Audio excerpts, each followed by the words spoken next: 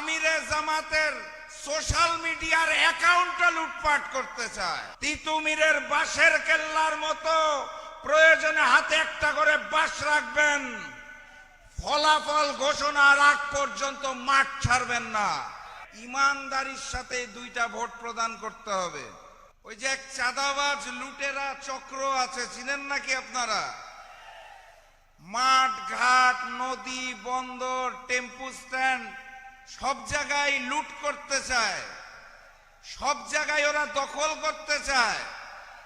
লুটপাট আর দখল করতে করতে কোনো কিছু আর ছাড় দিতে চায় না। এখন তারা আমিরে জামাতের সোশ্যাল মিডিয়ার অ্যাকাউন্টটা লুটপাট করতে চায়।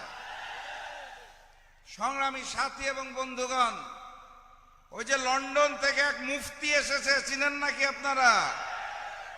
আসার পরে বলেছিল কি জানি, আই হ্যাভ আ প্ল্যান।